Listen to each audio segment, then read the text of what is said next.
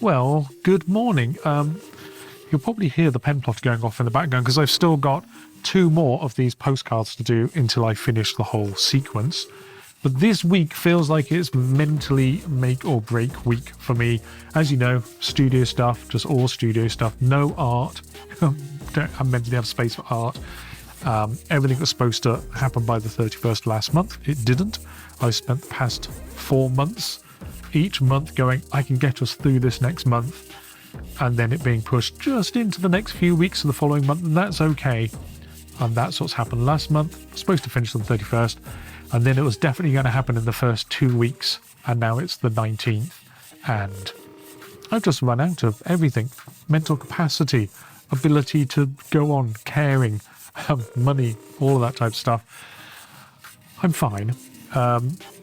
But it's like Schrodinger's studio at the moment because I haven't been to the estate agent. It's too early. They won't have any news till later.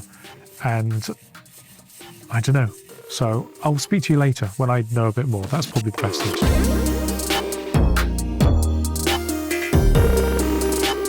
do. Well, hey, I just got back from the estate agent and I think I need to put a new battery in that clock there.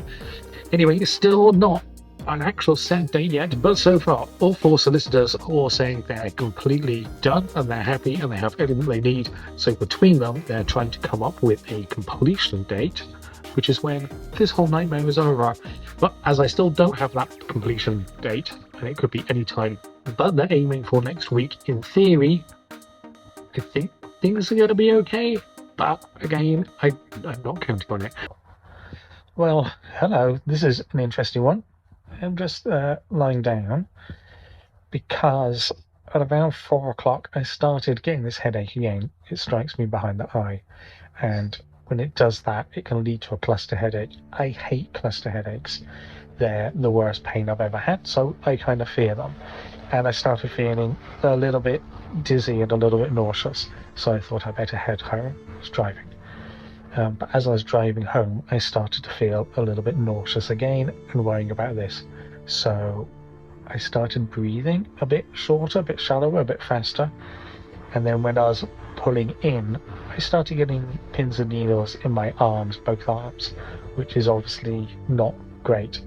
I think, I've never had one of these before, I think I was having anxiety panic attack. So that was an interesting thing. Look after your mental health, everyone. Bit of a weird week notes. This probably won't make it into the week notes, but I thought it interesting to make this is my visual journal, so I thought I would make a record of it. Okay, I'll see you soon. Well, good morning, and hi. I just want to let you know straight off the bat that I'm absolutely fine. However, yesterday evening we did end up going to hospital because I kept getting pins and needles, and that's something that's worth getting checked out. I thought it would be absolutely fine. It was absolutely fine. But I think it means we're going to do week notes slightly differently this week. And what I wanted week notes to be is about the art I'm doing, as well as all the stuff happening in the studio. And I want to thank everybody for all the comments you left on last week's video, because I was quite stressed then, quite stressed now. Really appreciate it. And I apologise to the people who like to see some art, because that's not going to be what this week's week notes are all about. Let me show you this, and then we'll get on to tomorrow. So this is, again, a little bit nerdy. This is kind of like the structure of week notes. I tend to have a longer day, let's say 4 minutes, a 2 minute, a 2 minute, a 1 minute, and a 1 minute day.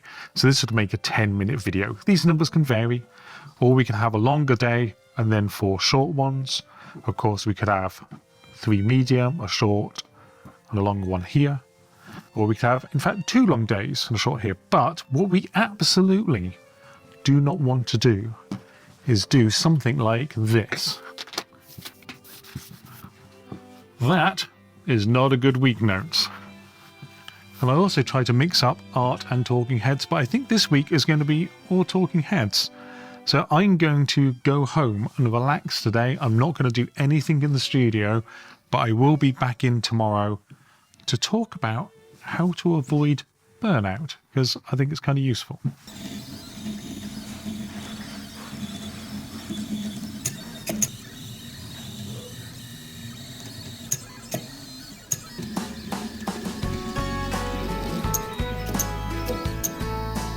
over several years and many books, this is what I've learnt about staying chill, reducing stress and preventing burnout, and it falls into these four main areas. Let me show you.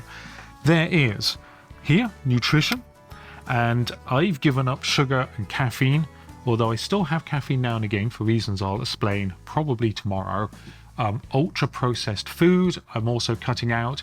I'm still a little bit tubby, so I'm still working on that, but as I'm moving towards a whole foods plant-based diet, that's helping with that. Anyway, I'll come back to nutrition in a second. Sleep, making sure you have enough sleep. Without that, everything else is basically screwed. And I try to go to sleep at 10 o'clock, get up at 6, sometimes 9:30, and up again at 5:30. And screens off 2 hours before I go to sleep has really helped. So my brain winds down before I sleep. And then exercise, and exercise is obvious. I spent all my time sitting down, so doing exercise is good. Now, another way of putting that is when I was eating sugar and caffeine and energy drinks and ultra-processed food and not getting enough sleep and not doing exercise, then my ability to handle stress was really low and I was all over the place, cortisol was up. So that's the flip side. So having these things all working is great. Over here, we've got mental health, and then that is a whole separate thing. There's all sorts of frameworks for mental health, so I'm not really going to go into it, but I found one the other day, which is over here, called, what's it called? It's called PERMA. I'll put a link somewhere and down below, which has these things, which is positive emotions, engagement, we'll come back to, relationships or positive relationships, meaning and accomplishment. Not even going to go into meaning and accomplishments now. Positive emotions. I actually do that with Kitty a little bit. That's all about the gratitude, like if you do a gratitude journal and it's finding things to be positive for. I'm winding that into Kitty's software, so I get asked throughout the day now and then things to be grateful for. I find it's helping. But engagement was the one that's new to me, and it's not what I thought. What they're talking about here is being in the flow, sort of doing stuff that you enjoy doing. And what they were talking about is people, the happier people generally have 2 or 3 core skills, and they know what their skills are, and they work with those skills. So mine would be problem solving with code, with software. I'm really good at that. It's something I've done for so many years. I like taking a problem, often my own problem, and then solving it with code. It makes me incredibly happy. So people who've identified what their core skills are and exercise those core skills on a weekly basis, and also try to do slightly new things with those skills, are happier than people who are trying to do many things, some of which aren't in their skill set. So for example, for me, over there, I've got all these guitars, and then I've got these keyboards and things like that. I love music, I love making sounds, but it's not one of my core skills. And I do find it kind of frustrating sometimes when I want to practice or learn those things. And I've come to accept the fact it's not something I'm naturally good at. Now, I could throw lots of practice at it, and I do enjoy it. And it does kind of bring me happiness, but not as much as if I were focusing on my actual things. But there's a really good reason why I keep going on about this stuff, and I really pay attention to this stuff, and I've really dived into this stuff, and it's not being about productive, and it's actually not about not hitting burnout. Those are just side effects. It's all about lowering stress for reasons I'll talk about once again tomorrow.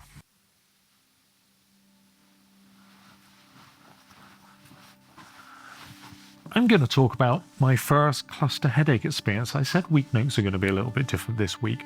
It happened when I was out in Kenya. I was staying with at the girlfriend times father's farm, which was in the middle of nowhere. There was nowhere nearby.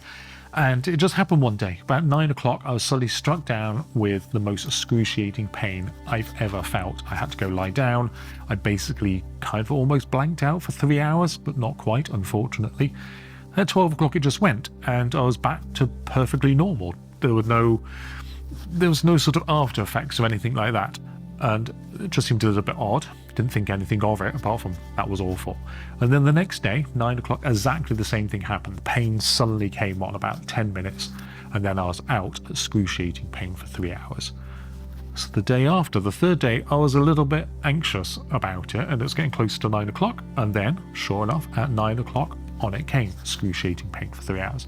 And that went on for about 7-8 days. And you could set your watch by it, and it's very strange waking up in the morning going, oh, I've got 2.5 hours before I have excruciating pain. And then it didn't happen again for 2 years. It happened again when I was moving house, and they attributed it to the first time altitude and heat, the second time stress of moving house. Then it happened a third time, fourth time I was in America, and that's when they finally diagnosed it as a cluster headache.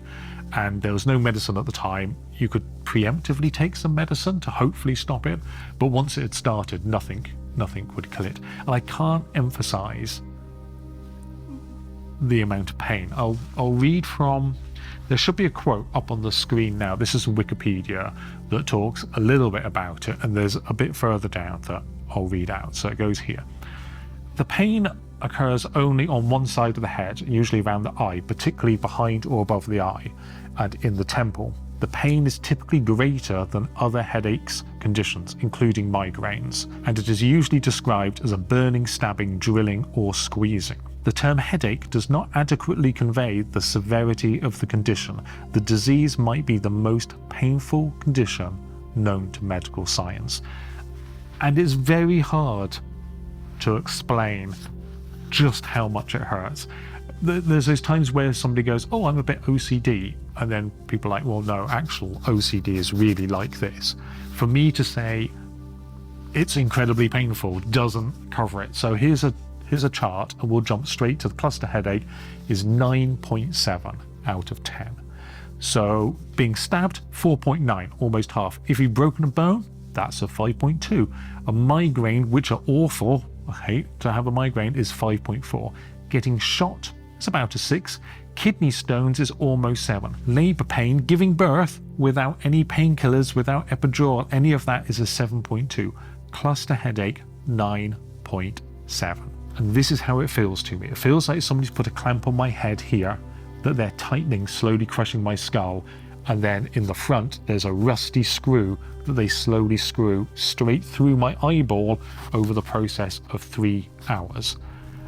It's indescribable, the amount of pain. It's as good as somebody saying, hey, we're going to put you in this room now in a chair, put this contraption on your head, and then screw a rusty nail through your eye for 3 hours. The pain of that actually happening is pretty much the same as the pain I'm experiencing. It's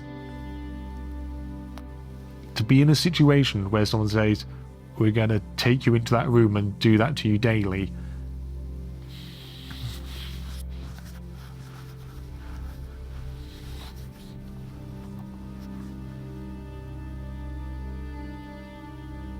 There was a moment when I thought, hey, if I've experienced that's bright. If I've experienced medicine's most severe pain, then I must be a badass when it comes to pain, because I can handle it. But the truth is, I'm kind of terrified of pain. The memory of the pain and knowing how much it hurts is, I never want to have that pain again. So when I feel like a little bit of pain here, and I can feel it starts just behind my eye, then it starts growing up and down and then to the side, and it feels like it can trigger a cluster headache, I just immediately take painkillers and go lie down. And the painkillers don't really touch it unless they're caffeinated painkillers. I have caffeine with them. I don't know why, something to do with getting into the bloodstream or how the blood cells expand. I don't understand it, but I know caffeine actually really helps. So I have self-medicated in the past with Mountain Dew, sugary Mountain Dew. And it's really funny because I'll have a pain here and then I start drinking it. And I believe there's even a placebo effect that just the taste of Mountain Dew calms me down from worrying about it, and then I go lie down. I don't do that anymore. Now and again, I have a Pepsi Max, which is where my little bit of caffeine comes from. So the reason why I said all of that stuff is to tie it back to what happened on Monday and the connection between trying to keep my stress levels down and the cluster headaches. But I think it's too windy and stormy out here, so let's get inside and I'll carry on. The funny thing is, until very recently, I didn't actually know how painful cluster headaches were. I didn't look into the numbers or the charts or the details. I just knew that it really hurt. And then when I found the number, I was like, oh wait, it really hurt. And I think my brain and my body knew that. So on Monday, if we go all the way back to Monday, I was stressed. The studio still hadn't happened. I'd spoken to the bank and the bank weren't helpful at all. And there were a lot of things going on. And then mid-afternoon, I started to get this pain and feeling nauseous, and my sight was going and it was all getting a little bit dizzy, and I didn't know what it was. And I think my brain was going, you don't want to go back to this place of pain. You don't want to go through it. And I started panicking a bit and breathing faster and faster because I wanted oxygen. I thought it helped. I was feeling hot, sweaty, woozy, and that hyperventilating started causing all the pins and needles. And as I was getting closer to the home, my arms were tingling more, my legs were starting to tingle. That's a feedback loop, and my brain's going, I have no idea what's going on here. And it wasn't until I got home, like I said on Monday, started doing the box breathing, that things calmed down. But we thought we'd better check it anyway. But it's funny that all of the things that I put in place to keep my stress levels low, to try to stave off the cluster headaches, actually really helped. I'm so glad I do that, because on every day-to-day things and all the way through the studio thing, I've been kind of chill and calm about it, even though there's a lot to get annoyed about. It doesn't help. But I'm thinking now,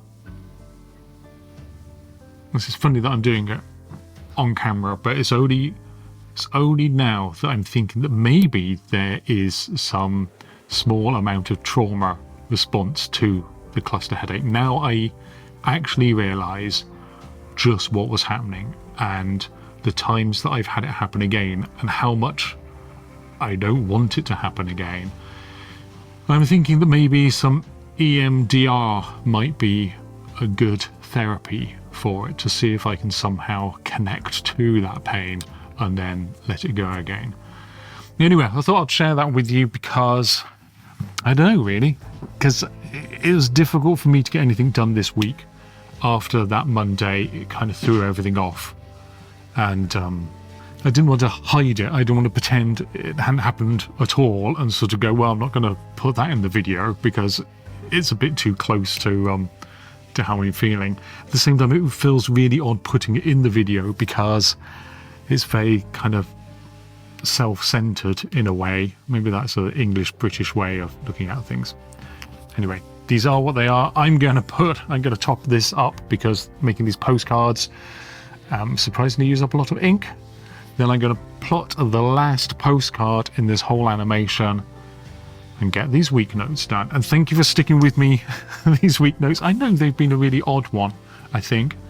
We should get back to normal stuff next week. Anyway, I love you all. I will see you soon.